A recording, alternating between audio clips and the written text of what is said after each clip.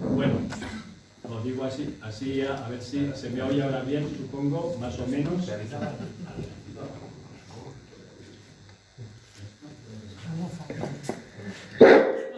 Ahora sí. Bien.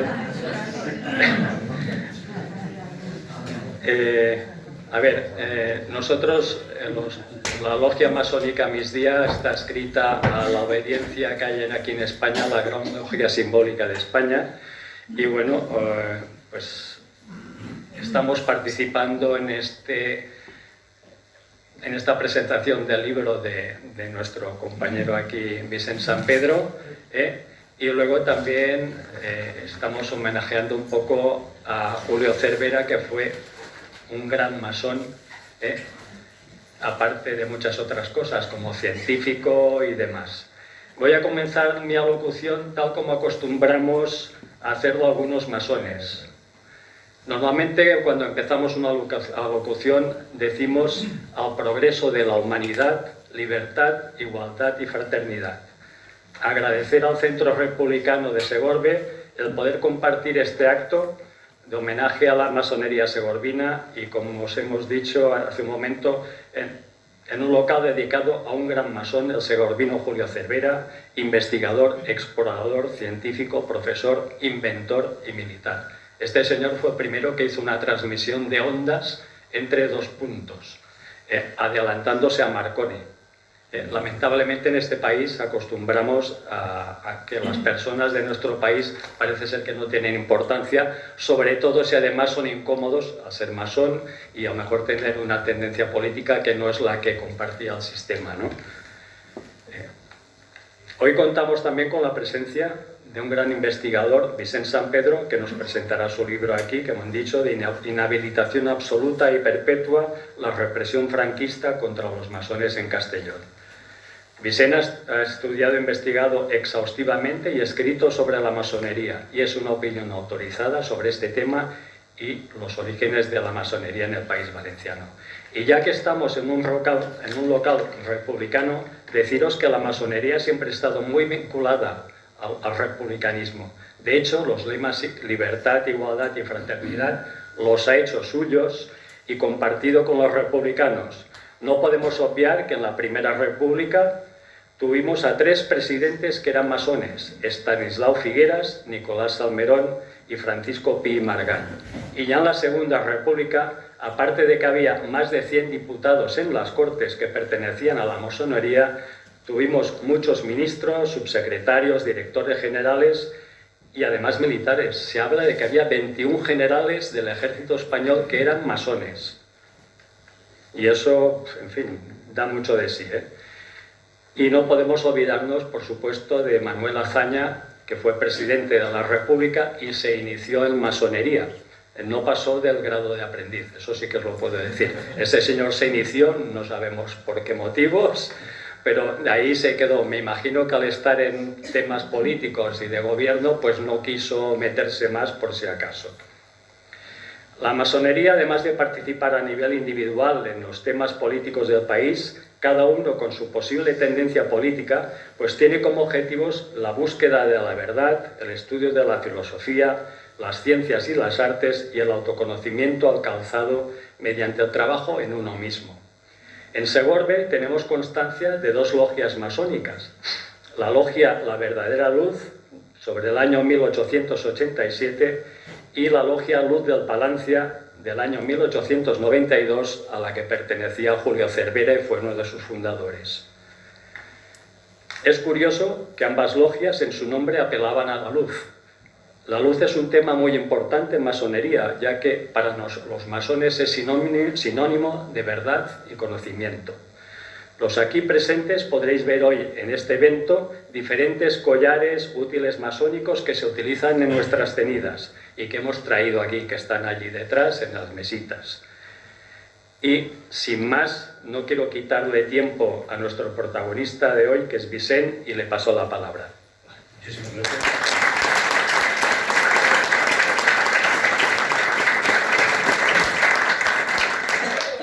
Muchísimas gracias por esta presentación y quiero darles las gracias a todos ustedes por estar presentes. Para mí ha sido una sorpresa ver cómo el centro estaba tan concurrido. Hoy en día siempre decimos, cuando hacemos alguna conferencia o eso, que juntar a 15 o 20 personas ya es un éxito. Entonces esto ya es un éxito ya superlativo. Muchísimas gracias por haber venido ustedes, y también muchísimas gracias al Centro Republicano, al Centro de Unión Republicana de Segorbe. La verdad es que, lo he comentado cuando he entrado, entrar en un edificio bajo la sombra de la bandera tricolor, la verdad es que es muy emocionante. Cuando entras te da esa cosita dentro que te llena el corazón. Bueno, la verdad es que es la segunda vez que estoy aquí en Segorbe. La primera vez fue en 2016, cuando presentamos en el ayuntamiento mi biografía sobre Julio Cervera Baviera, una biografía que se hizo sobre todo en base a su actividad política y a su actividad masónica. Por eso la titulé Julio Cervera Baviera, republicano y masón. Por supuesto, hablé de todo lo que aquel gran hombre hizo en su vida. Héroe de guerra, explorador, inventor, etc. Y además una persona que tuvo muy mala suerte en esta vida porque se fió mucho de los otros y estos no se lo pagaron bien. Eso ya le pasó en política, eso le pasó cuando creó la institución electrotécnica en Valencia, que fue el primer centro de educación a distancia que hubo en Europa. Y sobre todo en los últimos años, pues un hombre tan conocido, porque yo creo recordar que solamente del periodo 1880-90 yo he encontrado más de 500 referencias hemerográficas sobre Julio Cervera, o sea, más de 500 noticias de él en la prensa, y eso que solamente he podido ver una parte. Fue un hombre que en aquellos años fue muy conocido, muy popular. En Valencia, donde luego se instaló, lo mismo.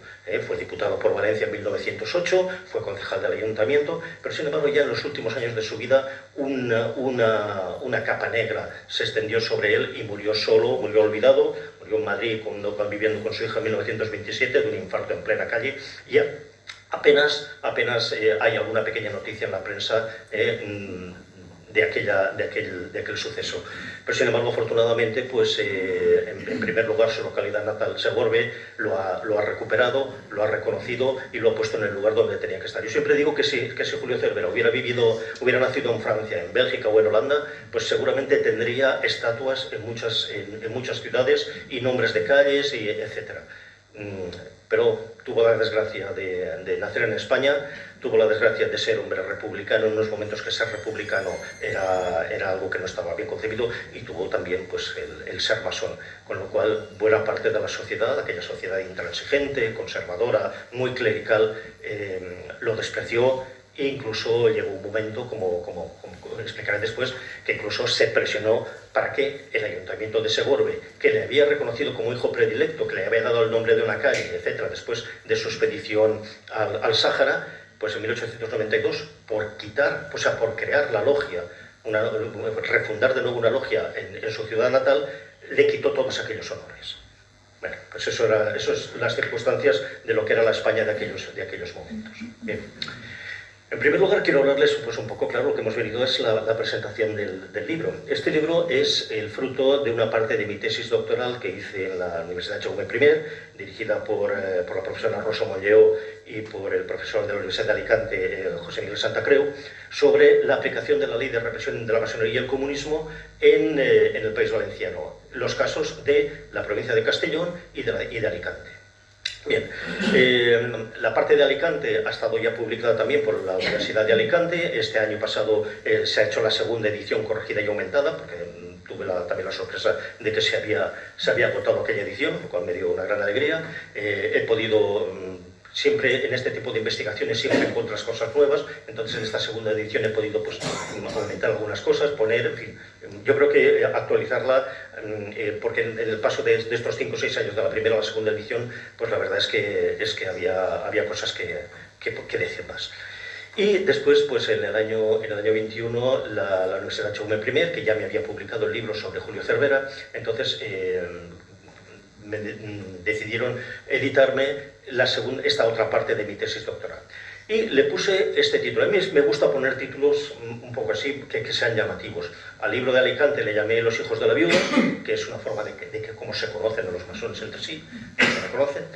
Y a este, como hablaba exclusivamente, fundamentalmente sobre la represión, le llamé inhabilitación absoluta y perpetua. ¿Por qué?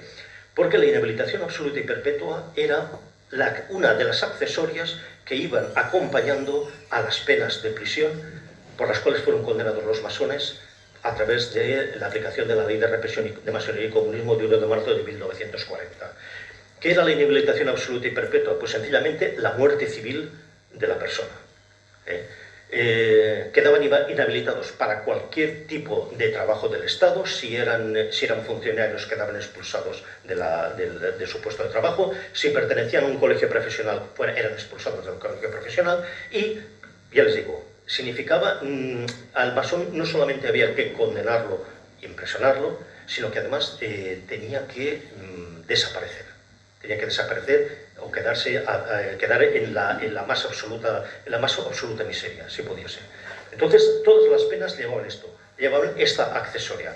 Por eso, como se aplica a todos, incluso a los masones que habían colaborado con el golpe militar, que habían sido perseguidos por el Frente Popular, gente de republicanos lerrouxistas, incluso gente de partidos de derecha, que eran masones, que habían sido en algún momento de su vida masones, son condenados y también se les aplica esta inhabilitación. Por eso le puse este título. Esta investigación, pues la verdad lo que con ella hemos pretendido realizar un ejercicio de memoria histórica, porque hemos considerado que el valor de la memoria es la garantía final que la sociedad española tenga para nunca olvidar a quienes fueron víctimas de aquella pluralidad de represión, de formas de represión que aplicaron los sublevados desde el mismo día, 18 de julio del 36, y que continuó ejerciendo la dictadura franquista hasta sus últimos momentos. Con Franco ya moribundo, todos sabemos lo que pasó con los últimos fusilados en septiembre de 1975, e incluso después de la muerte de Franco no podemos olvidar que la transición, también en los primeros días de la transición, continuó esta represión. Aunque cuantitativamente el porcentaje de los masones represaliados de la provincia de Castellón, dentro de lo que es el amplio espectro de toda la represión franquista, es un número muy pequeño, debido fundamentalmente pues, a la escasa incidencia que tuvo la masonería en las primeras décadas del siglo XX, esto, sin embargo, ha sido un elemento favorable a la hora de esta investigación, porque lo que nos ha permitido es profundizar en cada uno de los casos, sacando a la luz todo el proceso represivo al que se vieron sometidos estas personas. Comparativamente con Alicante o con Valencia, ya le digo que el número de los sumarios que hay sobre masones de Castellón es muy reducido, mucho menor, aunque ya les digo que con esto, en el marco de una monografía, nos ha permitido estudiar completamente todo lo que era este mundo de la masonería y el mundo represivo. Seguramente en el caso por ejemplo, en el caso de Alicante, no he podido detallar tanto, porque si no, claro, las publicaciones serían enormes. Pero sin embargo aquí, como era un número reducido, he podido seguir caso a caso. Yo creo que he hecho ha sido un ejercicio de microhistoria, de poder acercarme a todas las figuras, a todas las personas de las que trato en la obra. Y como en el prólogo dijo el profesor Luis P. Martín, que es catedrático de Historia y Civilización Española de la Universidad de Po, que fue el presidente de mi tribunal de tesis, dice que con este tipo de investigación nos permite acercarnos a la realidad y a las vicisitudes de todos aquellos masones. Por supuesto, en la medida en la que nos han permitido las fuentes, porque si hay un problema fundamental al estudiar la masonería, la historia de la masonería, es precisamente la desaparición de la mayor parte de la documentación. ¿Por qué desaparece esta documentación? Porque los propios masones, sobre todo en las provincias en que quedaron fieles a la República, los masones sabían lo que estaba pasando en las provincias donde había triunfado el golpe de Estado. Sabían que desde el primer momento los masones eran represaliados, eran fusilados, eran encarcelados y eran perseguidos.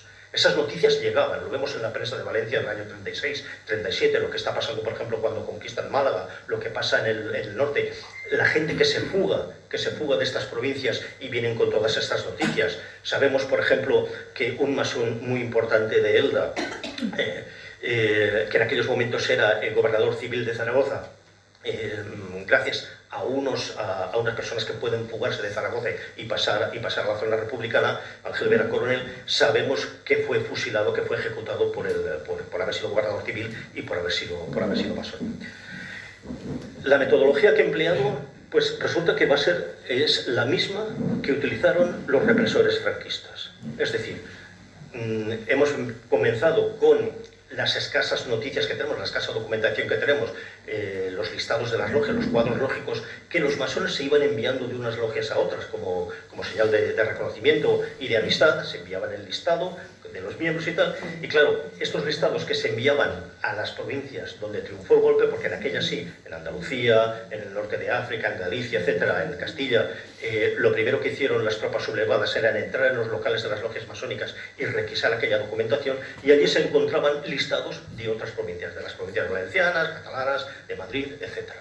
Entonces, en base a eso, los represores franquistas ya desde el año 1937 ya empezaron a elaborar sus primeros listados de masones en vista a cuando entraran cuando conquistaran Valencia o cuando conquistaran Alicante, etcétera, ya para preparar la represión. Pues precisamente a partir de ahí, a partir de este listado, hemos ido haciendo pues, un auténtico encaje de bolillos. A partir de esto, luego entrábamos en las declaraciones, retractaciones que tuvieron que hacer los propios masones a partir de 1940, por la ley que les obligaba, la ley de 1 de marzo, en el cual estaban obligados no solamente a retractarse de haber sido masones, sino también de denunciar a sus hermanos de logia, o a todos aquellos que conocieran, porque eso era una atenuante. En el fondo no servía para nada, pero el no hacerlo sí que era un agravante de la pena, el no presentar la declaración de retractación. Muchas veces, la mayor parte de los casos a los que se denuncia es a los hermanos que se sabe que están huidos en el extranjero, que están exiliados o las que han fallecido. Pero también hay casos de auténticos delatores, por supuesto, porque como en toda sociedad humana siempre tiene que haber de todo. Entonces hay una serie de casos de antiguos masones que delatan exhaustivamente a todos los masones que conocían. Bueno, pues con esos listados, con otros, hemos ido completando. Al final hemos podido conocer también, gracias a estos listados, como los hemos ido completando, como he dicho, poder ver el sumario que se les abre en el centro, que en estos momentos están en Salamanca, depositados en el Centro Documental de la Memoria Histórica, que es el antiguo archivo policial de los Servicios Nacionales de Servicios Documentales franquista, porque es un archivo policial, un archivo que servía para la represión, tanto en la parte político-social como en la parte masónica, que son las dos grandes áreas que tiene este archivo de Salamanca. Allí, ¿qué es lo que se hizo? Pues sencillamente, los servicios de recuperación de documentos entraban en las ciudades, requisaban toda la documentación y se iba llevando toda a Salamanca. Se trasladaba a Salamanca y desde allí los funcionarios afectos al Tribunal de Represión de la Masonería y de recuperación de documentos iban rellenando miles y miles y miles de fichas, con las cuales se iba creando un corpus que es lo que serviría después para las condenas. O sea, este archivo fue este origen de archivo policial, pero por otra parte el que se haya concentrado allí a los investigadores actuales nos ha venido muy bien porque sabemos que tenemos allí toda la documentación. Mucha de la documentación, como he dicho, desaparece al final de la guerra. Por ejemplo, en Alicante hay testimonios de que se tiran sacos de documentación de las logias Numancia y Constante Alona, se tiran al mar, en el puerto de Alicante. En el caso de Valencia, me contó un antiguo masón de aquella época de la República, el añorado Juan Tundidor, me contó que una parte la escondieron unos hermanos, que luego resulta, uno de ellos era Molina Conejero, que había sido gobernador civil de Valencia, pero Molina Conejero lo detienen, lo fusilan en noviembre del 39 y dónde pudo esconder aquella documentación, aquella parte de la documentación, nunca se sabrá. Quedó escondida y eso ya desapareció. Y con eso ha pasado muchísimo. Pero bueno, por lo menos ya le digo que yo creo que con el trabajo de esto ha sido un trabajo de muchísimos años. Yo llevo investigando la masonería desde el año 1985 y la verdad es que ha sido un trabajo lento, un trabajo de hormiguita, de ir recogiendo datos y tal, etcétera, pero al final yo creo que ha quedado un trabajo bastante adecuado para los objetivos que habíamos querido tener. Bueno, por supuesto, aparte de los sumarios del TERP, o de la documentación propia de la masonería que está en Salamanca, pues hemos investigado en el Archivo Provincial de Castellón, hemos tenido en algún caso también el Archivo del Ministerio de Defensa del Paseo Moret y sobre todo una labor de recogida de datos de los periódicos, de datos hemerográficos y bibliográficos bastante importante. La bibliografía, pues hemos intentado que sea la bibliografía más actual, de tanto de los miembros del Centro de Estudios Históricos de la Masonería como de todos los investigadores que trabajan sobre el republicanismo. Porque, como ha comentado mi presentador, no se puede desligar la masonería del movimiento republicano español en aquellos años. Están intrínsecamente unidos aquellos. Como hemos visto, pues la masonería en el caso de la provincia de Castellón, ya puedes pasar la primera diapositiva. En la masonería hay datos sobre masonería en Castellón ya desde la época de la Restauración y anteriormente con el Sexenio Democrático, con dos logias, la Castellonense y la Justicia, de las cuales no ha quedado documentación, de estos dos talleres no ha quedado nada documentación, pero sí que a través de los boletines, etcétera, las hemos podido notar. Entre ellos, seguramente, de una de estas dos logias sería miembro el que fue el líder republicano de la provincia de Castellón, del progresismo de Castellón durante aquellos años, Francisco González Chermá, que fue el primer diputado republicano de la provincia en 1891, que no estés aquí en la foto. Después, ya con la Restauración, hay un fenómeno muy claro. La Restauración alfonsina significa la persecución de las ideas republicanas de la época anterior. Entonces los republicanos ven cortados sus órganos, no pueden reunirse, no pueden actuar, etc. Y ven en la masonería un sitio idóneo en el cual poder intercambiar ideas, actuar, etc. ¿Por qué? Pues porque, como os hemos dicho, la masonería y el republicanismo tienen una serie de ideas confluentes muy importantes. O sea, hay una interrelación enorme. Y vemos que hay un fenómeno que en las finales de la década de 1870 hay una incorporación masiva de estos republicanos a las logias masónicas. En Castellón pasará lo mismo. Y tenemos en que en la ciudad habrá entre 1870 y 1898 hay 5 logias simbólicas con 2 capítulos rosacruces y luego hay otros 6 talleres en lo que es la provincia. En Morella, en Pinarós, que hay una logia y un capítulo del cual el año pasado me publicó el Centro de Estudios del Maestrazgo, me publicó este librito que es precisamente sobre la logia Padilla, la masonería en la comarca del Maestrat, que la verdad es que me han comentado que también está prácticamente agotado porque no fue una edición extensa, pero desde el Centro de Estudios, si alguien tiene interés, se puede contactar con ellos para verlo.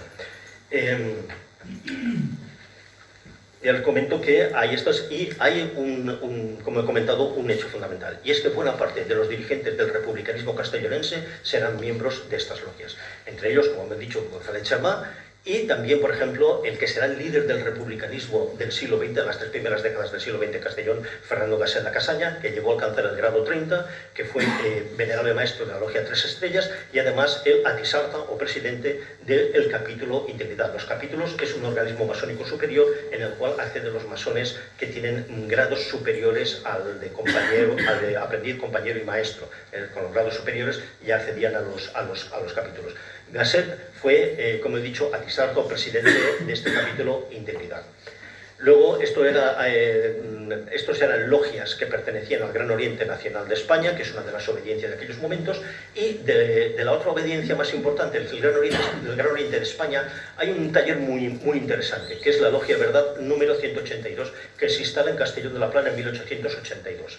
¿Qué es lo que tiene de interesante? Pues que de los 63 miembros que conocemos del cuadro lógico de 1883, más de la mitad son militares.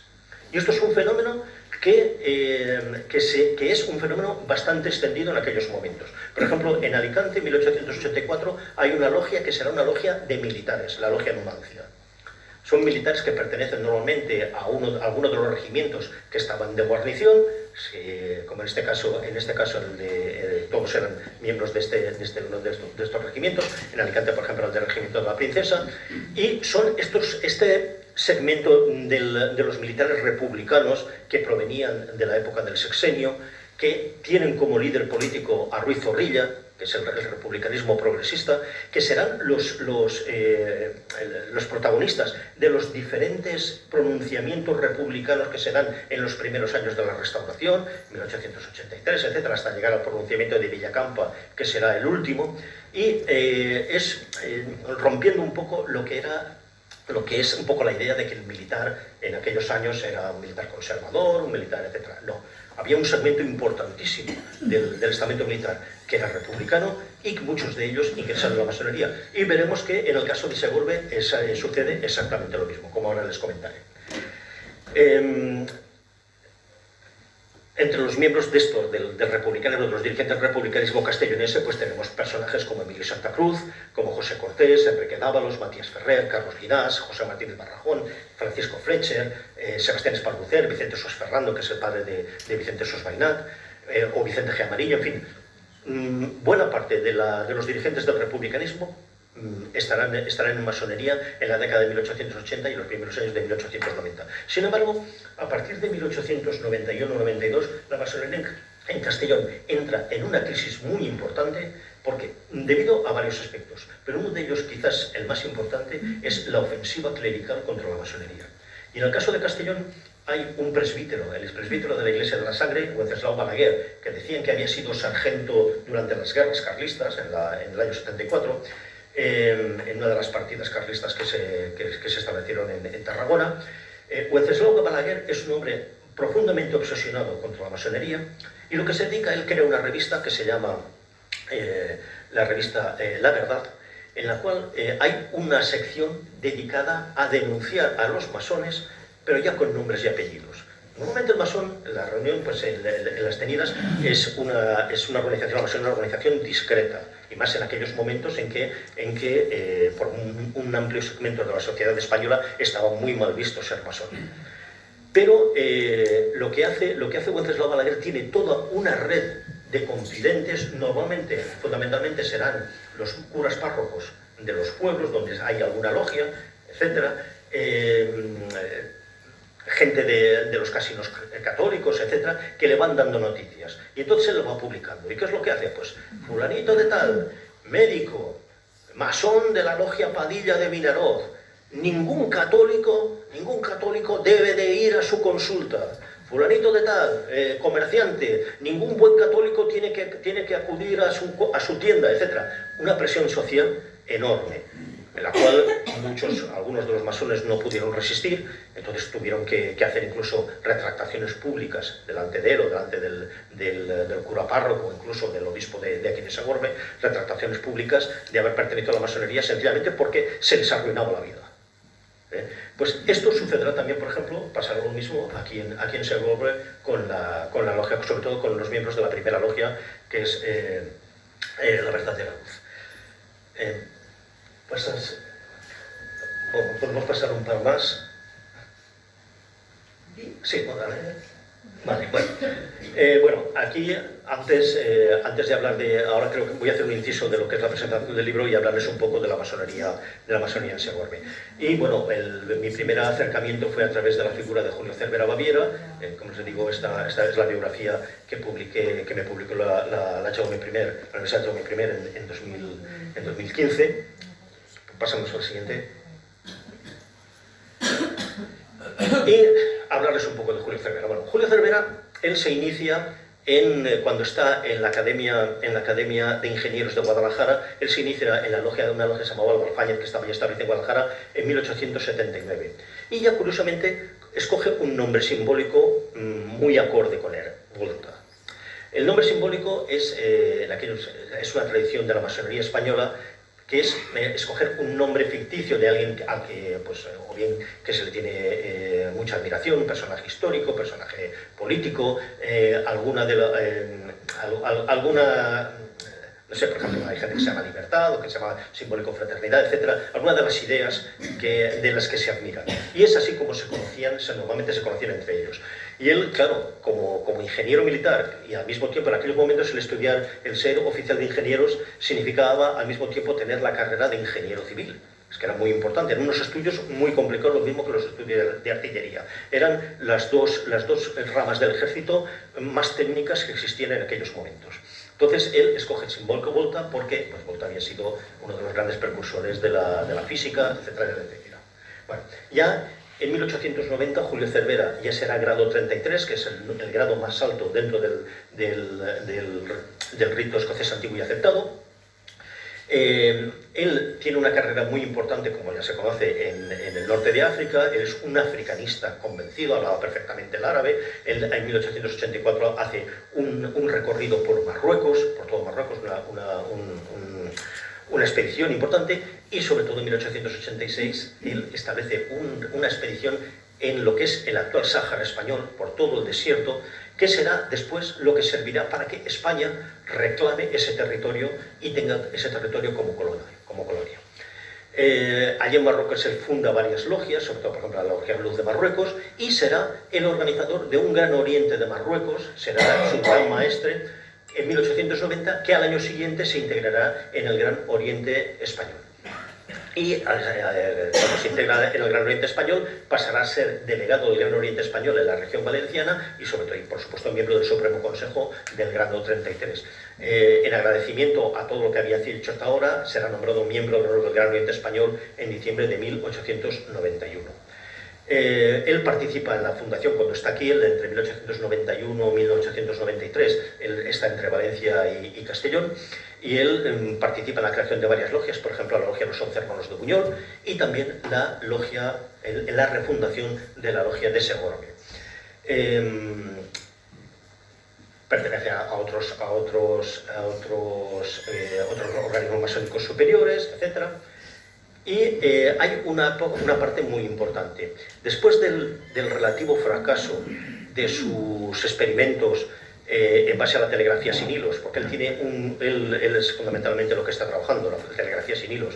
Él estuvo con Marconi durante unos meses y después establece un método de telegrafía sin hilos que es mejor que el de Marconi.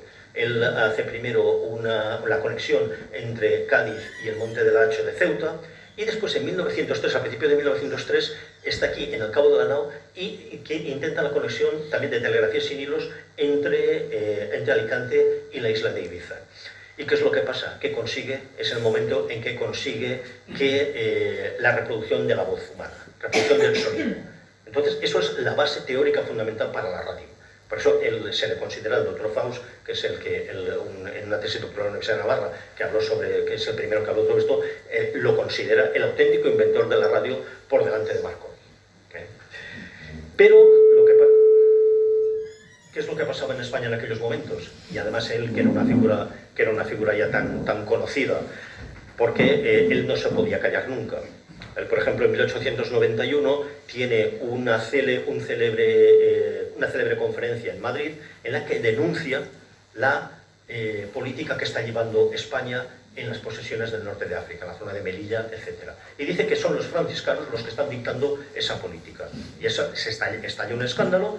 A él el ejército lo condena a 6 meses de reclusión en el castillo en Alicante por haber dictado aquella conferencia, y eso, por ejemplo, le impide presentarse en 1891 a las elecciones a Cortes por el distrito de Segorbe. Al año siguiente, en 1892, Julio Cervera, después de salir de los 6 meses de reclusión, solicita la categoría de supernumerario del ejército, es decir, un retiro parcial, y se dedica en aquellos años a su labor de ingeniero. Y entre ellos vino aquí a Segorbe y trajo la luz eléctrica, la instalación de la luz eléctrica en Segorbe. En principio en una fábrica de hilados que había aquí en Segorbe, de tejidos, y después ya en el resto de la ciudad. A eso se dedica. Y es en ese momento cuando aprovecha también para refundar la logia, la masonería aquí. Pero eso se le acaba porque a finales de 1893 vuelve al ejército, lo destinan a Melilla, a lo que es conocida como la Guerra de Margallo. Él está de ayudante del general Macías, y allí se le concede una condecoración, una Cruz Roja de valor militar por su actitud. Después está unos años destinado en Canarias, y en 1898, acompañando a Macías, cuando Macías lo nombra en capitán general de Puerto Rico, se va a Puerto Rico. Y allí en Puerto Rico, por ejemplo, de las escasas victorias militares que tienen los españoles contra las tropas americanas, una de ellas será la columna que mandaba Julio Cervera, que defiende unas posiciones en Guamaní, en Guayaba, defiende ante el ataque americano y consigue que los americanos no conquisten esa posición. Por lo cual se le vuelve a dar otra Cruz Roja pensionada. Y también, por ejemplo, él coordina el salvamento de un transporte español que traía armas y municiones a Puerto Rico, y que huyendo de los barcos americanos encalla. Entonces él coordinó el salvamento de aquel transporte y consigue, bueno, por supuesto le dan una cruz naval por aquello. Eso lo que hace, claro, él tiene que durante estos años está fuera de España y eso, eso afecta a los masones de Segorbe, les afectará como veremos. Pasemos a la siguiente. Bueno, aquí tenemos un poco la documentación masónica de Julio Cervera. Y vamos a hablar un poco de la masonería aquí en Segorbe. Bueno, hay dos talleres en Segorbe, como se ha comentado, la Logia La Verdadera Luz, perteneciente al Gran Oriente Nacional de España, que la fecha de su fundación es el 2 de octubre de 1887, según el listado oficial que se publica en el Boletín Oficial del Gran Oriente de España en 1895, en el que se habla de todas las logias que tiene esta obediencia y de la fecha de fundación, y aparece esta fecha, el 2 de octubre. Aunque seguramente desde el mes antes de abril de ese año ya hubo una serie de trabajos para la fundación de la logia. En un principio son 7 miembros fundadores, 5 de ellos serían iniciados por quien sería su primer venerable maestre, que era un militar, José Gómez Tejedor, uno de los miembros del batallón de depósito número 49 que estaba de guarnición aquí en Segorbe. Era un alférez de tendencia de ideología republicana, que ya tenía el grado 7º, o sea que ya venía iniciado en otro sitio.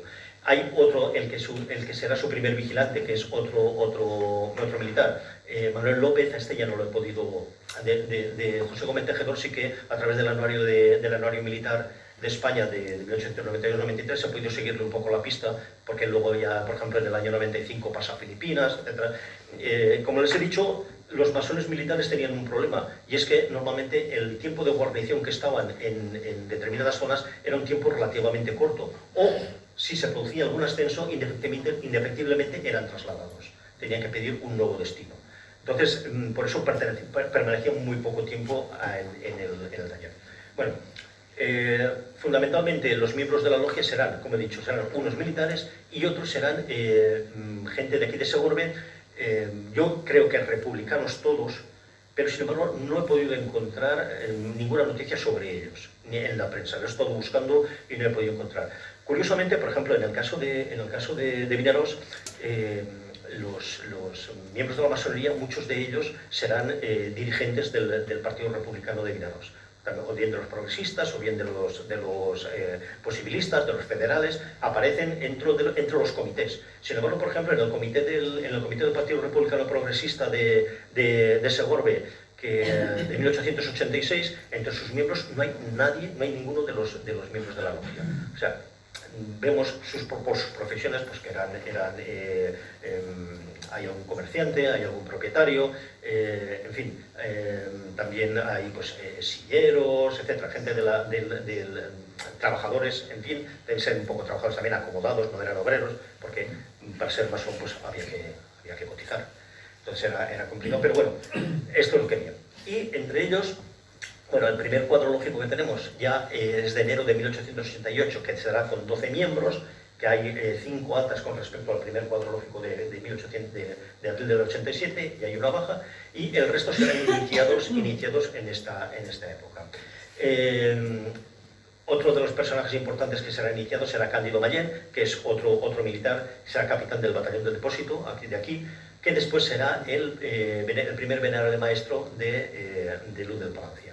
Esto aquí tienen un poco el sello de la logia. Pasa la diapositiva. Bueno, estoy yo pasando y tengo que... ¿Pasa la siguiente? Aquí está, este es el cuadro lógico, el estadillo. El cuadro lógico, como he dicho, es el estadillo de los miembros que tenían costumbre hacer los masones españoles y iban haciéndolos para enviarlos a otras logias, como relación de amistad que tenía. Pasamos a la siguiente. Vale. Sí, aquí. Vale. De esta logia sí hay un hecho muy importante de este taller, y es la creación por parte de la logia de un periódico quincenal filosófico y moral que tiene el mismo nombre que el taller, La Verdadera Luz. Se publica al menos hasta mayo de 1888, dirigido por Tomás Lacruz, y está editado en la imprenta de Luis Font y después en otra imprenta de Castellón de la Plana. La aparición de este periódico significa un revulsivo para la sociedad clerical de Segorbe. El obispo de Segorbe, Francisco de Asís Aguilera y Serrat, un hombre inteligente, un hombre cultivado, era un hombre muy inteligente, Francisco de Asís. Eso hay, Guerrero Carot, el investigador, tiene un trabajo muy importante sobre este obispo, pero es un hombre que es profundamente antimasónico y enemigo de la masonería. Y ya en el momento en que aparece, censuró la publicación, ya en una pastoral en enero del 88, en la cual se prohibía a todos los feligreses que no tuvieran licencia para leer libros prohibidos, que tuvieran el periódico, que lo leyeran, que lo guardaran o que contribuyeran a la edición o propagación. Y todos los católicos debían, que tuvieran algún ejemplar de esto, se lo tenían que entregar a su párroco, bajo pena de pecado mortal. Él, por ejemplo, dice, en la pastoral dice que este periódico presenta como institución recomendable a la francmasonería, que es el motor central de la revolución antirreligiosa y antipolítica que está desquiciando al mundo. El antro en donde se juntan los más encarnizados enemigos de la Iglesia. Es un papel anticristiano escandaloso que nadie puede leer sin peligro para su alma. Él ya desde 1883 ya calificaba a las logias como asociaciones tenebrosas que siembran el terror en comarcas enteras y amedrentan pueblos. Después, en el año 84, se produjo un hecho muy importante en la historia de la Iglesia, que es la encíclica Humanum Genus del Papa León XIII, que es un ataque contra el liberalismo y contra la masonería.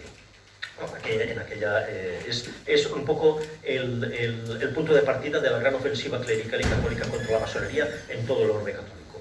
En esta circular, que acompaña la publicación de esta encíclica, Aguilar Serrat define a la masonería como instrumento de Satanás para despojar a los hombres de la libertad recibida por Dios para el bien y conjurarlos en favor de la maldad. Para él, el último fin de la masonería era destruir la religión católica a la par que se propone derrocar el orden social, es decir, el ataque directo contra el trono y contra el altar. Como apenas hay documentación, lo único que sabemos es que la logia tuvo muchísimos problemas, como luego se comentarán en la documentación de Luz del Palancia, de la logia siguiente. Se dice que las cofradías de Segovia, sobre todo la de San Vicente de Paúl, iban por la ciudad señalando a los masones, atacándolos, etc. O sea, una presión social tan intensa que llevó a que el venerable maestro en aquellos momentos, que no sé quién era porque el militar ya había sido trasladado, hay otro venerable maestro, no conozco quién es, decide entregar la documentación de la logia al obispo y los títulos. Con lo cual, claro, es un auténtico desastre para el resto. Entonces la logia desaparece y todos pasan a la situación, los pocos que quedan pasan a la situación de durmientes. Pero sin embargo, en 1892, cuando Julio Cervera llega aquí, lo que hace es reunir a estos pocos masones que quedaban todavía, los reúne, los anima y entonces se funda la siguiente logia. Bueno, aquí tenemos el único ejemplar que queda de La Verdadera Luz, el periódico de la logia, el único ejemplar que queda, y la imagen del obispo Francisco de Asís Aguilar y Serrat. Y en la siguiente ya tenemos pues lo que es la logia Luz del Palancia, que es la más importante. Esta logia como mínimo trabaja entre 1892 y 1893, puede que más, pero el último documento que tenemos de ella es de agosto de 1893. Y de lo que se ha conservado de ella ha sido 2 cuadros lógicos y un total de 19 cartas o planchas que se envían por parte de la logia fundamentalmente al Gran Consejo de la Orden del Gran Oriente Español, que es por eso que se han podido conservar, porque quedaron en los archivos del Gran Oriente Español. De los cuadros lógicos no tienen fecha. Yo calculo que el primero, que tiene 15 miembros, es de finales de 1892 o principios de 1893, porque aparece en él añadido, se ve como la redacción del cuadro lógico es con una letra y luego se añade otro, a uno de los últimos miembros de la logia, Enrique Robles, que fue iniciado en febrero del 93. Yo calculo, ya digo, que sería de finales del 92 o del 93. Hay algunas bajas con respecto al anterior y podemos ver que hay varios de los miembros de Verdadera Luz que formarán parte de esta nueva logia. En total hemos identificado, del primer taller tenemos identificados a 16 miembros y de este otro a 19. Y la suma, por como hay algunos que están en los 2 talleres, en total yo he identificado a 30 masones en este periodo en Segovia, que es una cifra para lo que es la ciudad bastante importante dentro de lo que es el mundo de la masonería. Pasas a la siguiente. Esto es el cuadro lógico de Luz del Palancia. Sí, y pasamos al siguiente. Y, por ejemplo, Julio Cervera vemos el protagonismo de Julio Cervera en la creación en una de las cartas que envía, una de las planchas que envía al Gran Consejo de la Orden. Él habla de los motivos por los que funda la orden y dice que se motiva por la vergüenza de haber sumido a mi país natal en la ignorancia, sostenida por un clero indigno, vicioso y dominante. Aunque él nunca hubiera creído que al levantar columnas en estos valles, los valles es la ciudad, en estos valles sería nuestra noble institución combatida con la saña y el encarnecimiento que emplean los secuaces del oscurantismo y la superstición, dueños hoy aquí del poder, de la influencia y de las conciencias de los desgraciados habitantes de Segorbe. Estas son las frases, lo que emplea Julio Cervera para eso, o sea, la motivación por la que hay. En los primeros cargos que hay, el venerable maestro será el capitán Cándido Mayén, que después, parece ser que al año siguiente será Santiago Medina Echegaray, que él era de aquí de Segorbe, será quien dirija la masonería. Bueno, vemos que hay una serie de iniciaciones, etc. a lo largo de este año. En julio presentan el juramento de fidelidad al Gran Oriente Español y en este mes también se inaugura el templo, que la única referencia que tengo dice que estaba en una céntrica plaza de la ciudad, estaba instalado el templo, pero lo que no sé es en dónde podía estar. Imagino que sería en alguna casa particular, etc. Pasamos. Desde el momento de la refundación, pues le pasó lo mismo a los masones de Luz del Palacio, le pasó lo mismo que a los de Verdadera Luz. Y es que el obispo y el elemento clerical los ataca. Tanto, sobre todo, incluso con unas diatribas ferocísimas desde el púlpito de la catedral.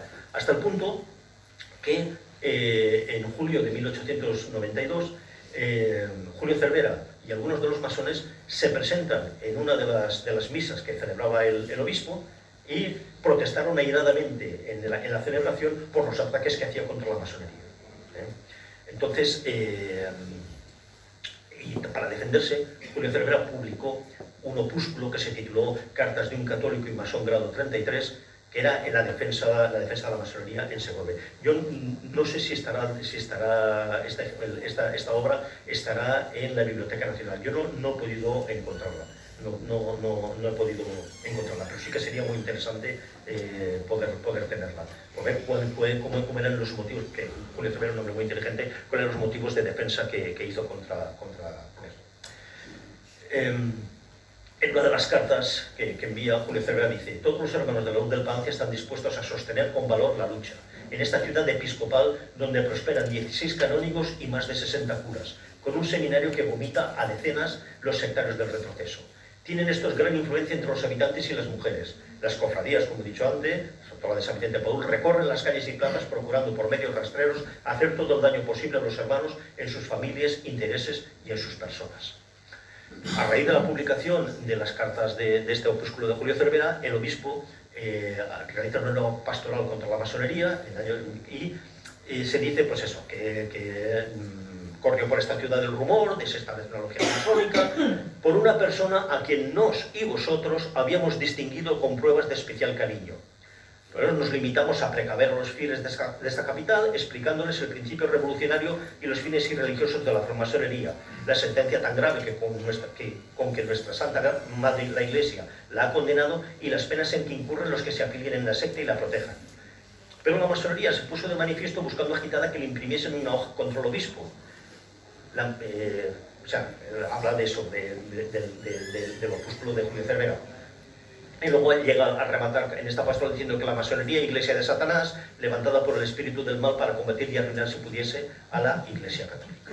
Bueno, en fin, esto es para que vean un poco lo que es el caldo de cultivo en el que tenían que estar los masones de Segorbe en aquellos momentos. En una ciudad profundamente clerical, aunque con un elemento republicano activo, que precisamente en estos años será en 1891 cuando se crea uno de los casinos republicanos. En fin, era un poco la polarización de la sociedad en dos grupos enfrentados entre sí y profundamente irreconciliables. Y como veo, bueno, aquí tenemos un documento de la Logia Luz del Palacio en que están las firmas de algunos de los miembros del taller, entre ellos la primera, Julio Cervera, porque Julio Cervera es nombrado venerable honorario. Él, en teoría, no pertenece a la logia, pero sí que es nombrado por toda su actividad venerable honorario, venerable maestro honorario de ella. Pasamos a lo siguiente. Y luego pasamos, bueno, esto le he hablado también ya de la actividad de Julio Cervera cuando se tiene que ir de Segorbe y a partir de 1893.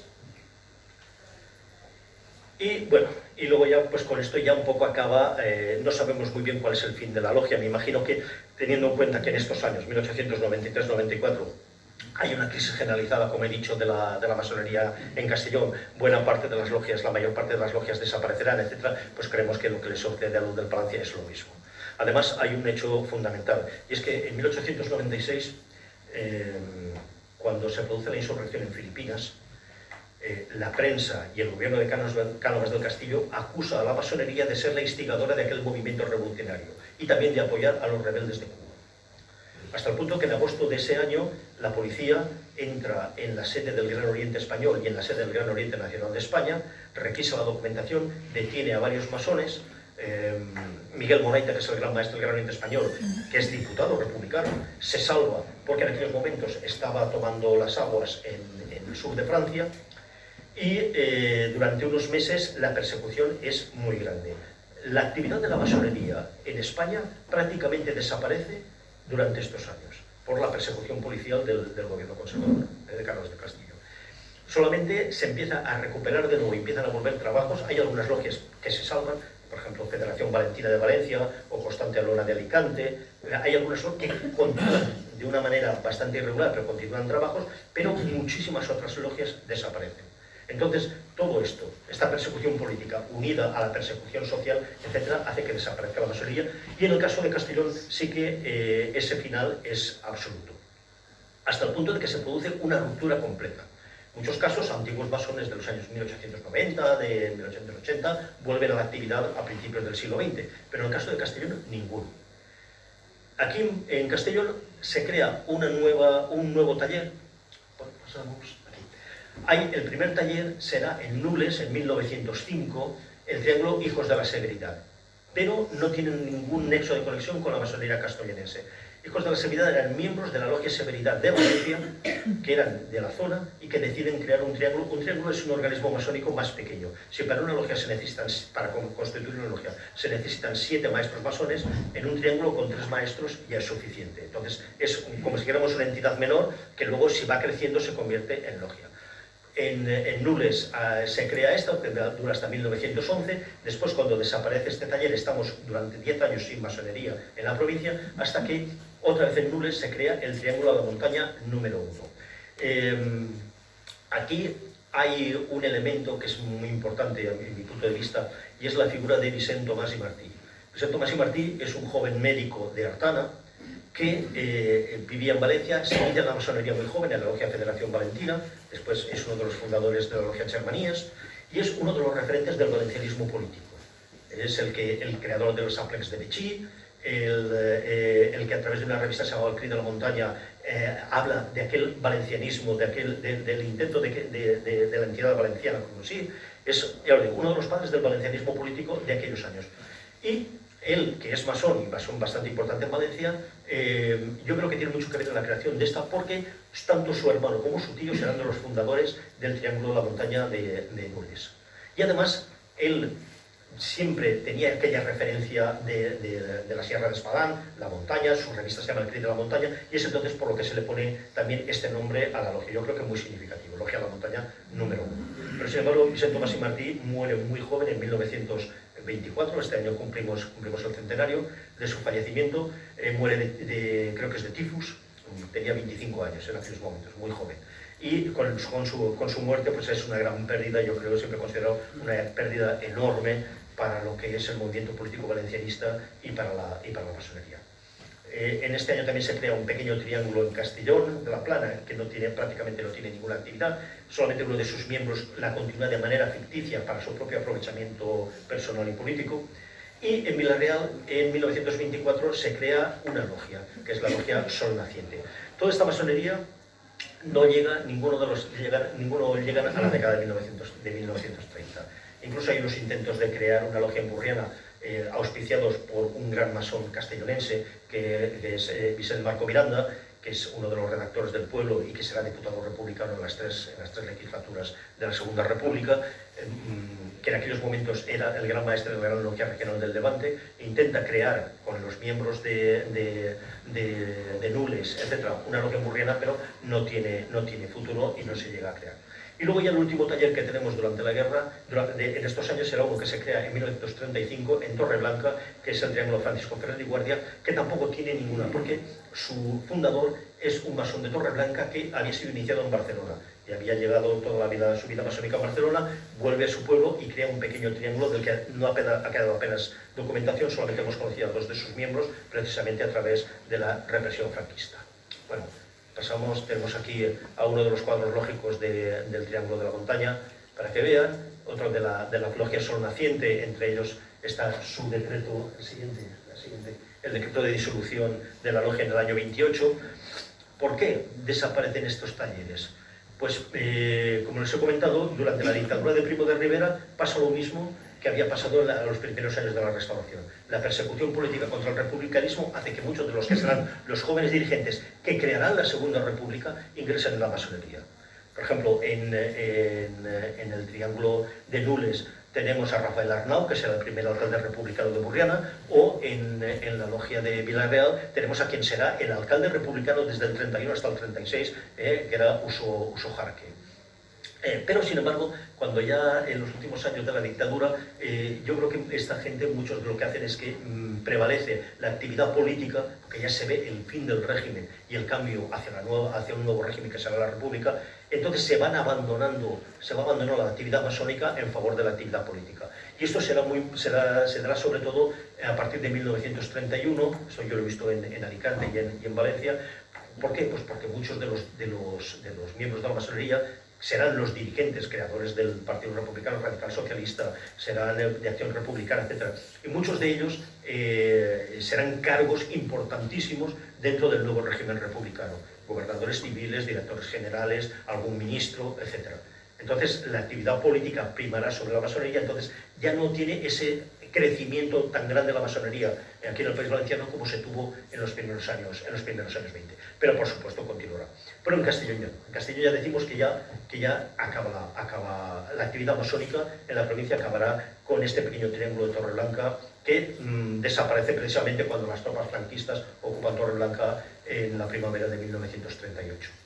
Bien, acabada la guerra, como os he comentado, pues se produce lo que es la parte más importante del libro, que son los capítulos 2 y 3, que es la represión contra los masones. Hay ya una fase organizada, pasamos a la siguiente. Empieza la fase organizada de persecución de la masonería muy pronto.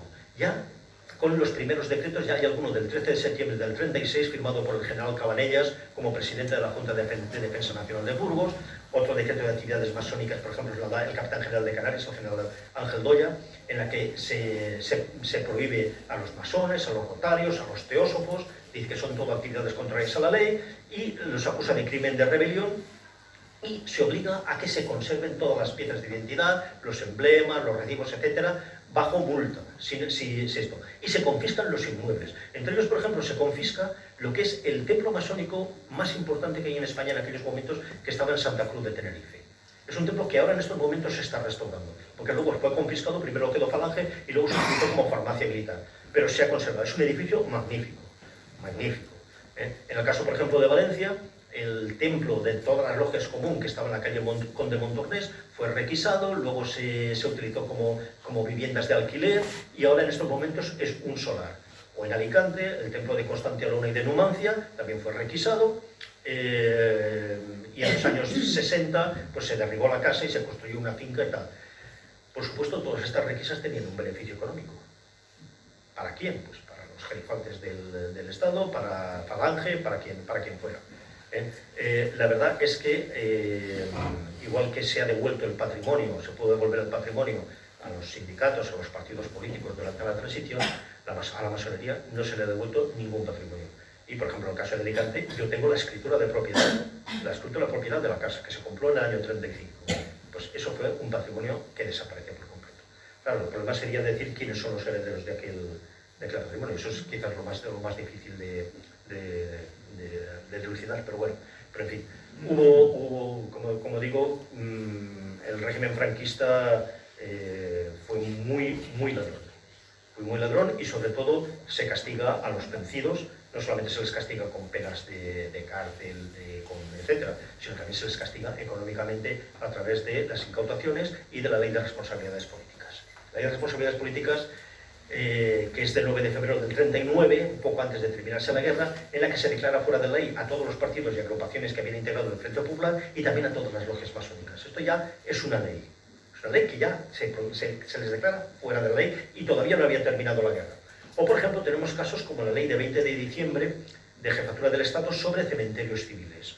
Para el franquismo, para las élites franquistas, en la existencia de los cementerios civiles, que había sido una reivindicación de los progresistas y de los republicanos en España desde siempre, sobre todo durante el siglo XIX, y sobre todo a partir de 1885, con las consecuencias del cólera, que hubo centenares de muertos y los cementerios parroquiales, los cementerios católicos no daban abasto, no podían enterrarse, entonces ya se presionó y se consiguió que se crearan los cementerios civiles. Pero estos cementerios civiles se les llamaba corralones, era donde enterraban pues, a los que estaban fuera de la Iglesia Católica, o los suicidas, a los ateos, masones, protestantes, etc. Estaban mal cuidados, etc. Pero luego, poco a poco, el republicanismo, una de sus reivindicaciones fundamentales será la creación y la adecuación de estos cementerios civiles y sobre todo darles una entidad, o sea, que estuvieran como mínimo, que fueran como los cementerios católicos. Bueno, pues sin embargo, por supuesto, el franquismo acaba con esto y en esta ley del 20 de diciembre se obliga a que se eliminen de todas las lápidas cualquier tipo de inscripción o símbolos masónicos que fueran ofensivos contra la Iglesia Católica. O sea, una auténtica labor iconoclasta. Entonces vemos, por ejemplo, hay cementerios en que las lápidas vemos que están picadas, tachadas, cementerios en los que estaban enterrados masones, en su lápida habían puesto algunos de los símbolos, pues estos desaparecen. De los pocos sitios donde se pudo conservar fue en Buñol. ¿Por qué? Porque Buñol pues, es un pueblo eminentemente republicano, durante la guerra pues, la izquierda siempre había tenido, y lo que se hizo fue sencillamente volver a tapiar la puerta de la parte civil del cementerio y así se pudo conservar. Incluso se llegan a hacer entierros civiles durante el franquismo en el cementerio de Buñol, la parte civil. Eso sí, siempre acompañados por la Guardia Civil y que el acto fuera lo más rápidamente posible. O sea, abrir el nicho, meter el cuerpo y fuera sin ningún tipo de actividad, de otra actividad. Pero por lo menos nos ha podido conservar, que es uno de los patrimonios creo más importantes de lo que es, dentro de lo que es el arte funerario aquí en Valencia y en el país valenciano, pues este cementerio de Buñol. Bueno, aparte de la ley de responsabilidades, hay otra ley muy importante que es la ley de 10 de febrero del 39, por la que se establecían las normas para la depuración de funcionarios públicos. Con lo cual también uno de los puntos era que todo funcionario público que fuera masón quedaba expulsado dentro de las pasamos. En el libro creo que es muy importante porque la represión franquista es una represión pluriforme. Y en el caso de los masones, por ejemplo, a muchos de ellos se les condena por consejo de guerra a través de la autoridad militar, se les condena por la ley de responsabilidades políticas a multas, etc. Y luego, por otra parte, a partir del año 40, la ley de represión de la masonería los condenará por el hecho de ser masones. O sea que son las tres grandes patas del banco de la represión franquista, con una serie de tribunales especiales. Entre las leyes de responsabilidades políticas, pues una de las causas de aplicación de la ley de responsabilidades políticas, la causa H, era el haber pertenecido a la masonería. Pasamos, y vamos a ir un poco más rápido. Ya durante la guerra se empieza la recuperación de los documentos a través de una serie de organismos, como la Oficina de Investigación y Propaganda Anticomunista, después la Delegación Nacional de Asuntos Especiales, el Servicio de Recuperación de Documentos, que estos se fusionan en el año 38 en la Delegación del Estado para la Recuperación de Documentos, y el delegado será Marcelino de Ulibarri y Llubilaz. Marcelino de Ulibarri era un carlista navarro que vivió en Zaragoza en los años 20 y se hizo amigo de Franco cuando Franco estaba de director de la Academia General Militar. Entonces, este hombre era, pues, como todos los carlistas, profundamente católico y muy enemigo de la masonería.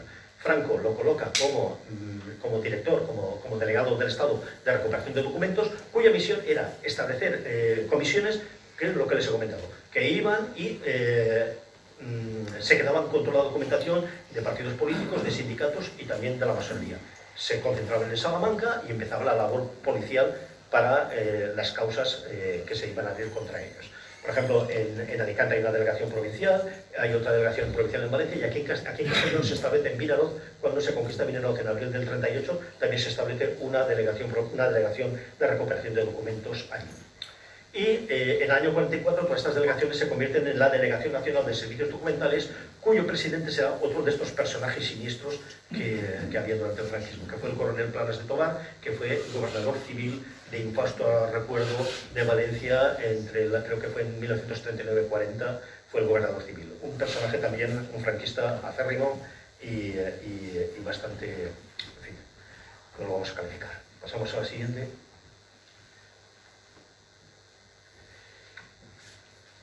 Pero claro, a los masones hay que castigarlos.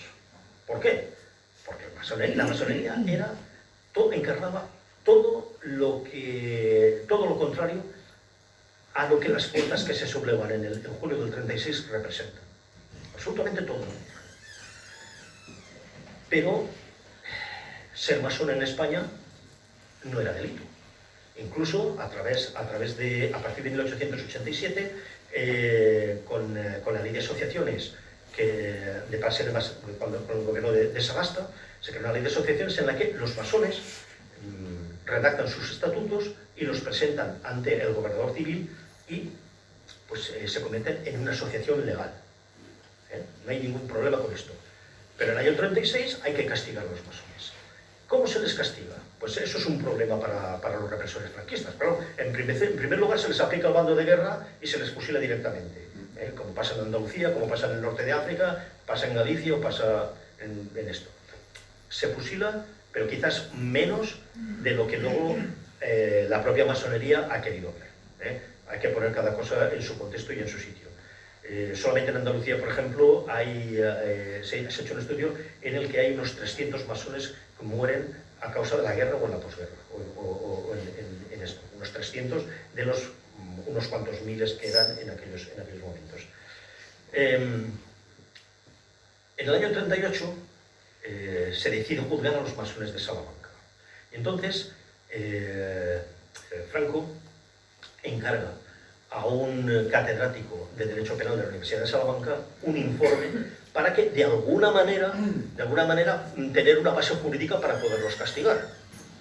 Entonces, este catedrático, Isaías Sánchez Tejerina, pergeña una idea que será después la base de la ley de 1 de marzo de 1940. Y es que se dice que la masonería es antiespañola porque va en contra de la unidad de la patria, porque está al servicio de una entidad, de un gobierno extranjero, seguramente Gran Bretaña, porque persigue la subversión del orden permanente, y se les acusa de ser traidores. O sea, se asocia el delito, se crea el delito de masonería, que es algo que es una aberración jurídica, crear un delito que no tiene ningún sentido, a gente que es masona cuando estaba permitido ser masón, pero para ellos es un delito. Y se asocia ese delito con el de lesa patria, o sea, con el de traición. Entonces, esa será la base. O sea, uno se consigue el delito de masonería solamente por el hecho de ser masón.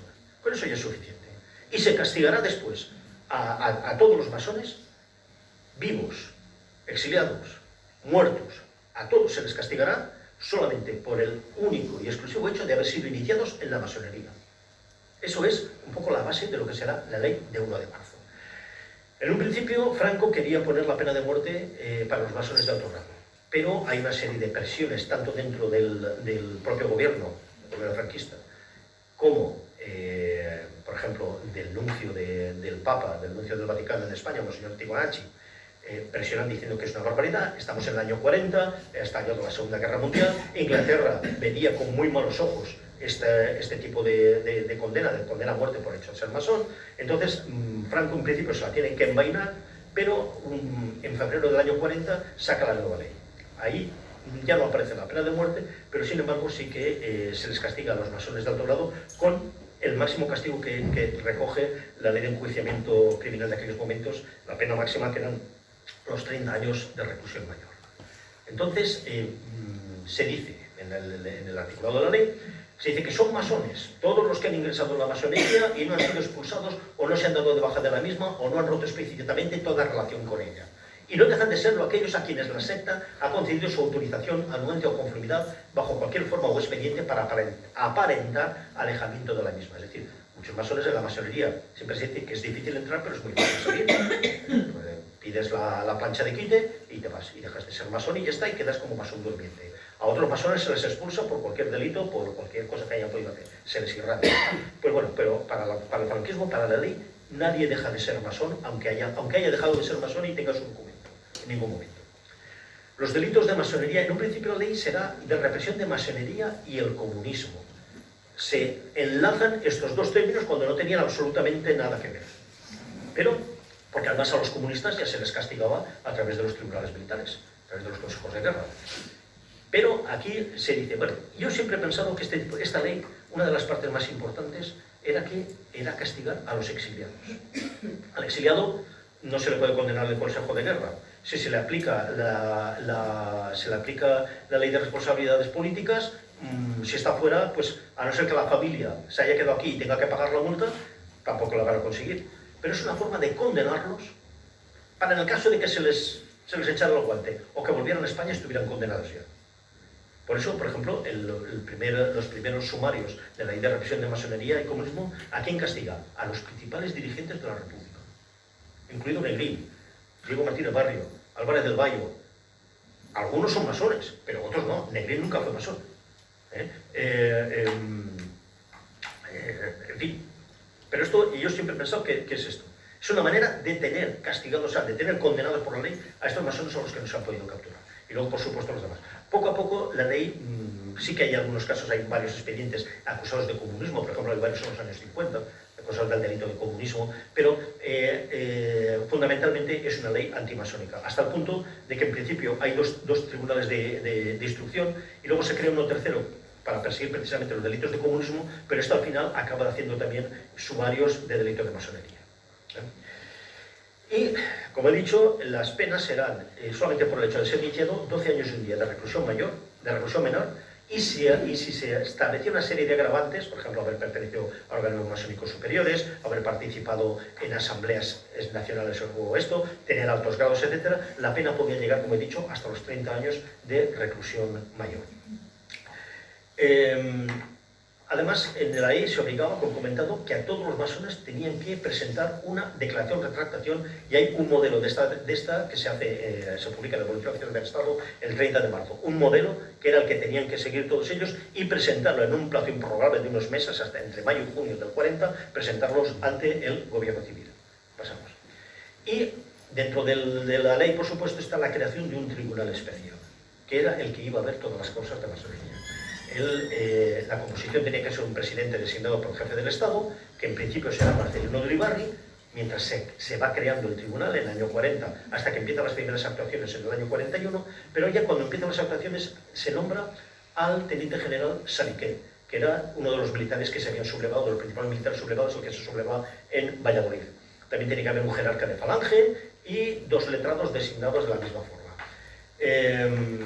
Por ejemplo, en el primer tribunal tenemos a un castellonense, Juan Granell Pascual, que era de Burriana.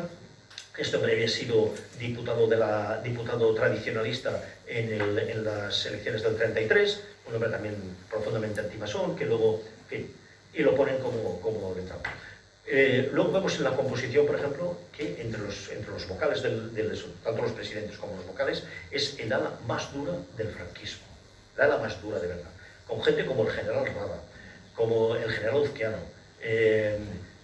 Wenceslao González Oliveros, que es catedrático también, que será el presidente al mismo tiempo, será vicepresidente del Tribunal de Represión de Masonería y presidente al mismo tiempo del Tribunal Nacional de Responsabilidades Políticas, porque hay una unión completa entre estos dos tribunales especiales.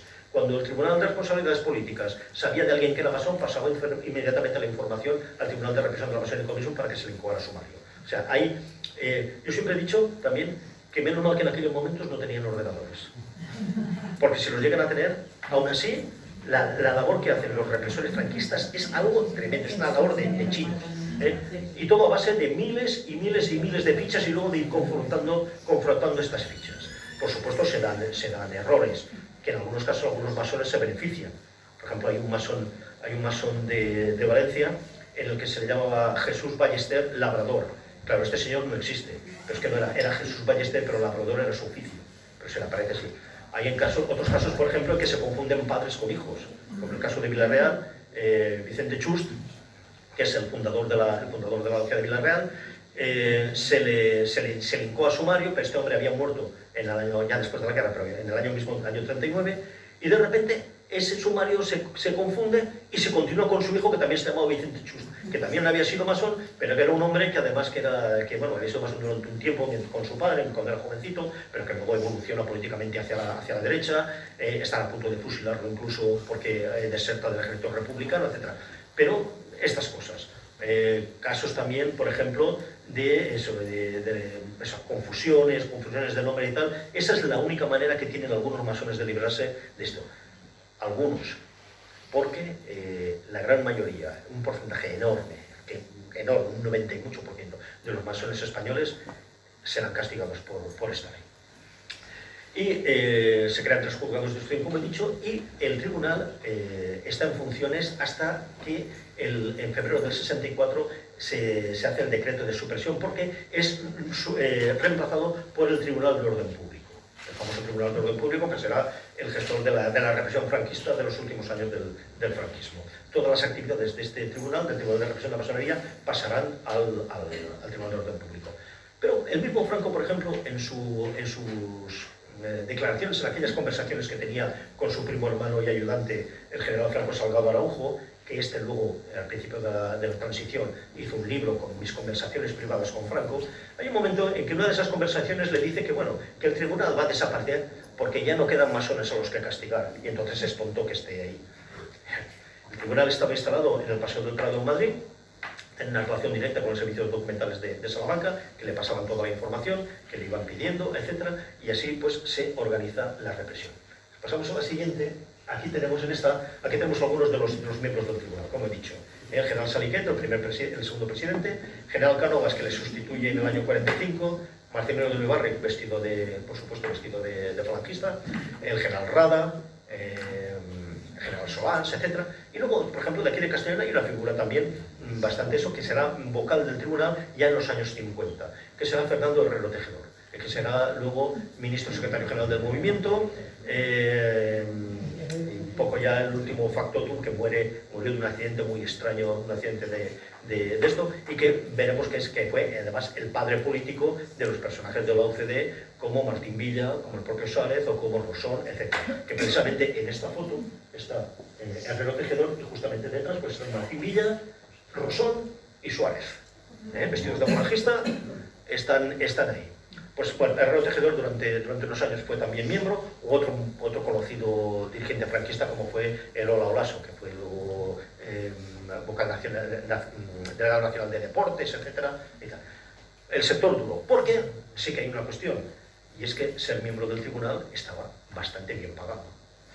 Bastante, o sea, no era eso. Se reunían durante algunas tardes de la semana en el Paseo del Prado,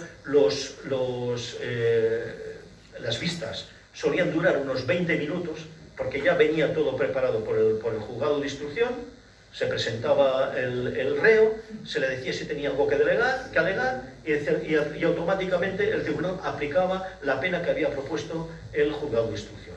En 20 minutos se solucionaba, y automáticamente, pues los primeros años sobre todo entre el 41 y el 44, pues la mayor parte de los masones fueron encarcelados, primero en la cárcel de Porlier en Madrid, después pasarán en el año 44 a Carabanchel, otros en el año 42 pasan al puerto de Santa María, y en el año 43 pasan muchos masones a la prisión central de Burgos, que tenía unas condiciones muy duras por el clima, por la forma en que estaba y tal.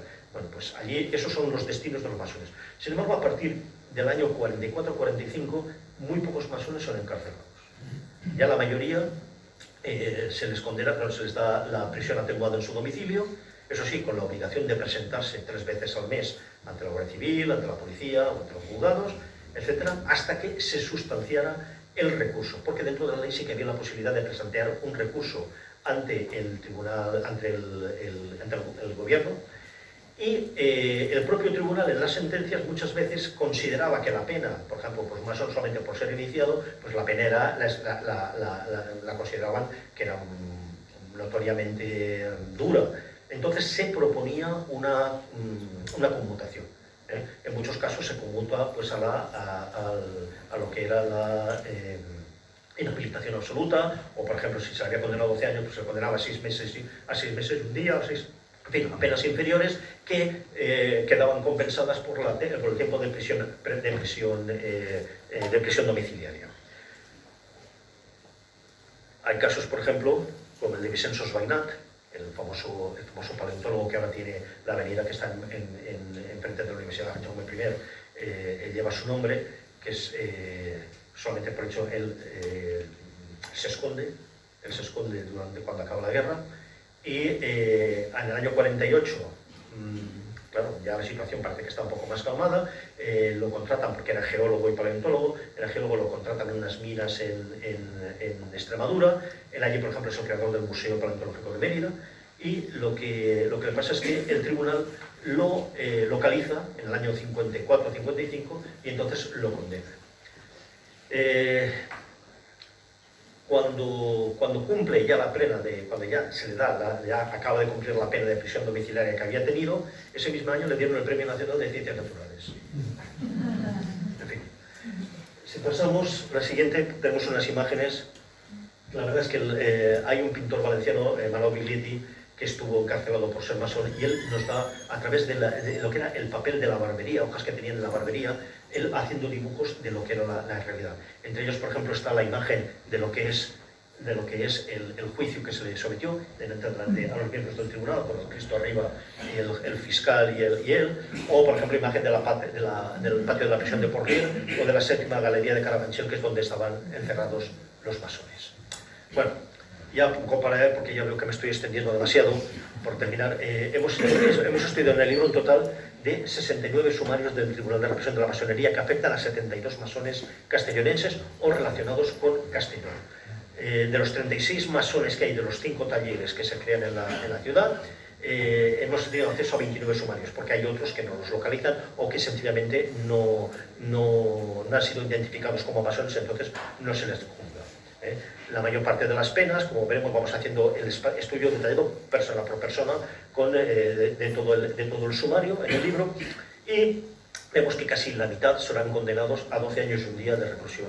En algunos casos hay condenas mayores, por ejemplo a José Martínez Aguilar, que fue miembro de la logia de Villarreal, había sido su secretario, era un maestro.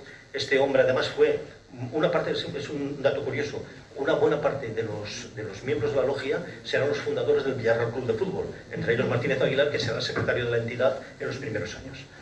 Martínez Aguilar después vuelve a Valencia, y este hombre en el año 37 marcha a México con la primera expedición de niños refugiados, con los famosos niños de Morelia, y queda exiliado. Bueno, pues a Martínez Aguilar lo condena a 16 años de prisión por haber sido masón en aquellos momentos. Hay casos, hay disparidad, por ejemplo, buena parte de los masones de Villarreal son republicanos radicales, del Partido Republicano de Castellón, de Gasset, la Casaña. Es gente que será perseguida en el año 36 por el Frente Popular, y entonces a estos, porque lo que sí que hay por parte del tribunal, la ley es muy dura, pero el tribunal es muy arbitrario. Y entonces, al mismo delito, hay unas personas se les condena a una cosa y otras condenas a otra. Y en el caso de estos, como habían sido perseguidos por el Frente Popular, etc., pues la mayor parte, lo único que se les aplica será la sanción de inhabilitación. Sin embargo, por ejemplo, a los masones de Nules, con excepción de Rafael Arnau, el alcalde de Burriana, que está exiliado, a todos los demás se les condena a 12 años. Y a Rafael Arnau, como no lo tienen aquí, lo que se hace es archivarse provisionalmente con aquella fórmula que decía hasta que el reo se presente o sea habido. O sea, hasta que volviera aquí. Si pasamos.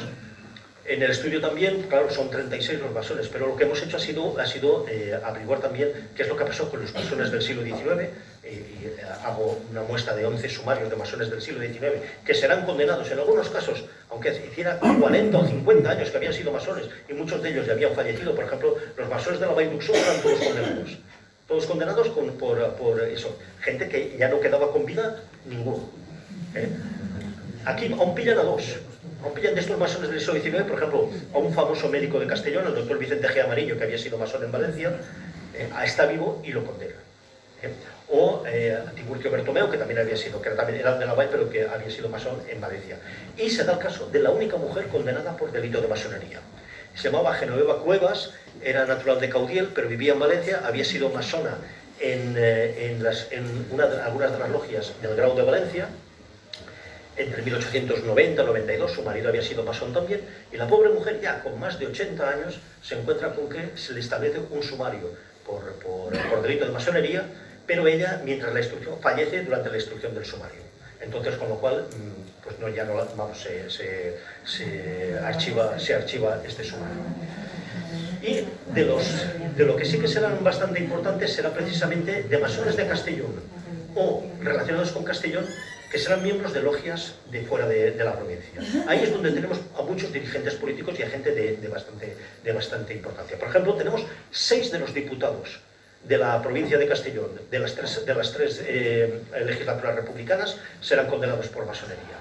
José Rollo Gómez, Álvaro Pascual Leone, José Rollo Gómez, que era de Castellón, Álvaro Pascual Leone, que era de Vinaròs, Vicent Marco Miranda, que era de Castellón, que la familia era de Burriana, Francisco Casasala, que era diputado catalán en las elecciones, aunque era catalán, estuvo por la circunscripción de Castellón en las elecciones del Frente Popular, lo mismo que Francisco Gómez Hidalgo, o un personaje de Segorbe, que era el médico Darío Marcos Cano, que fue masón en Valencia y que será diputado del Frente Popular por la provincia de Valencia en el año 36.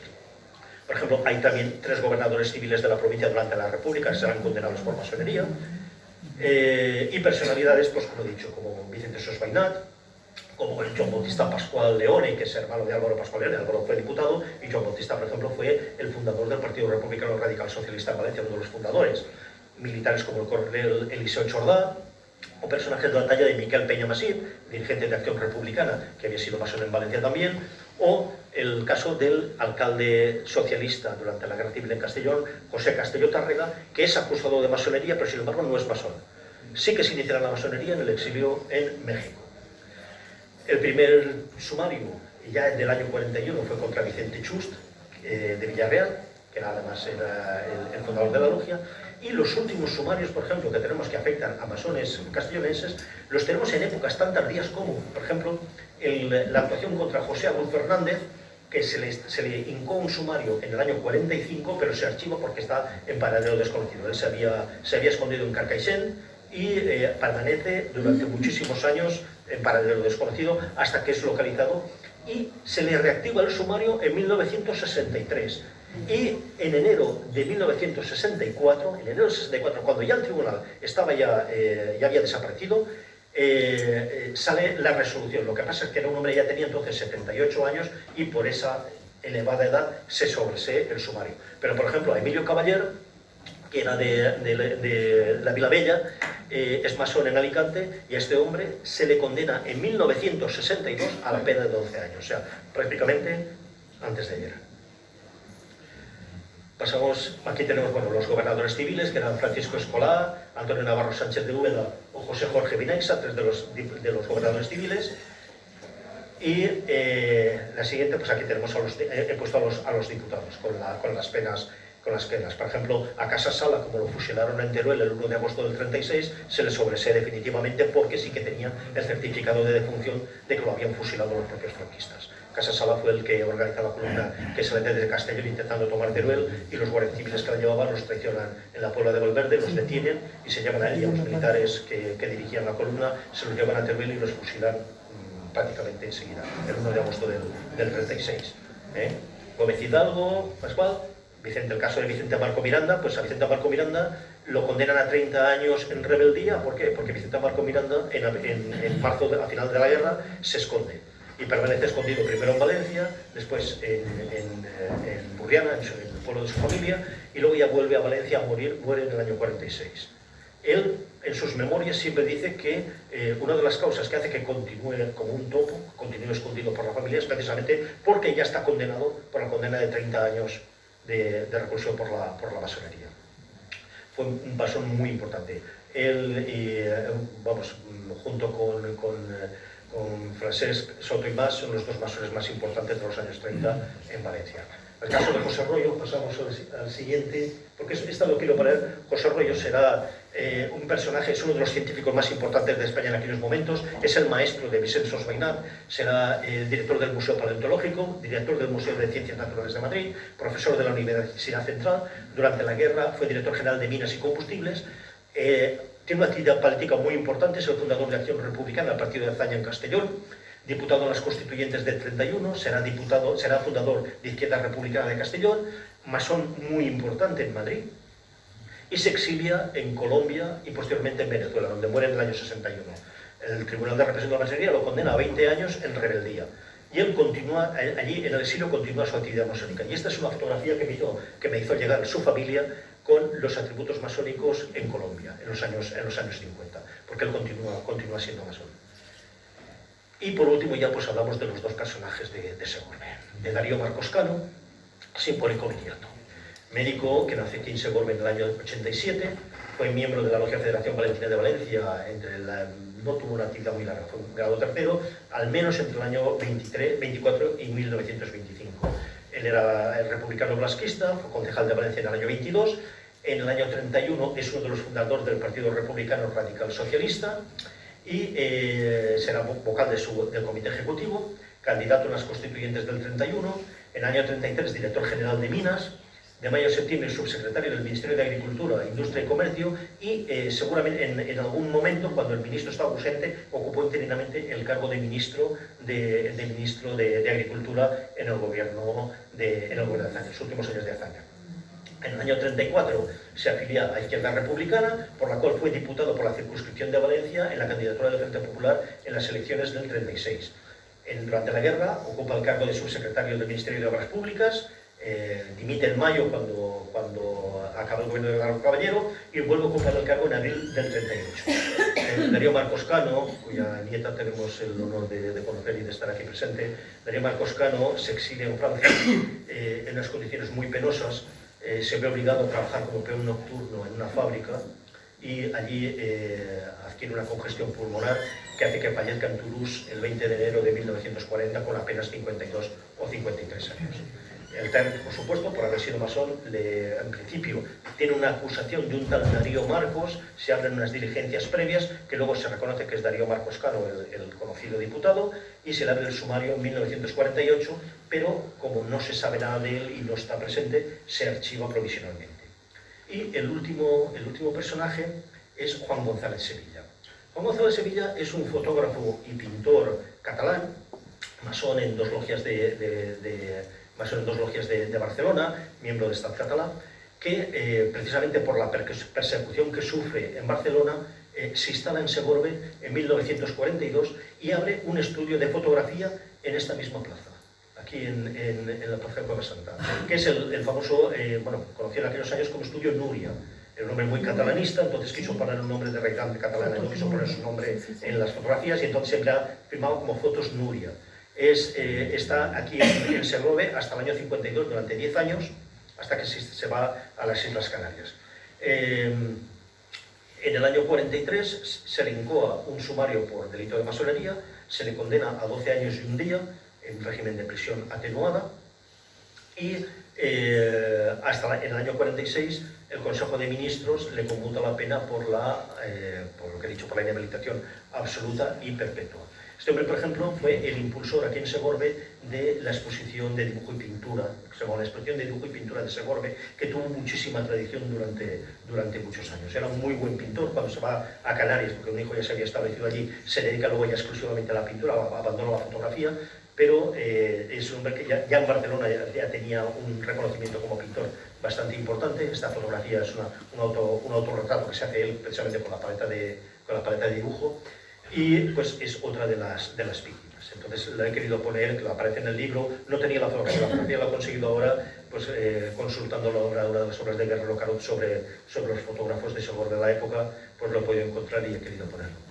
Y yo creo que con esto ya he abusado demasiado de su paciencia y les agradezco muchísimo la atención.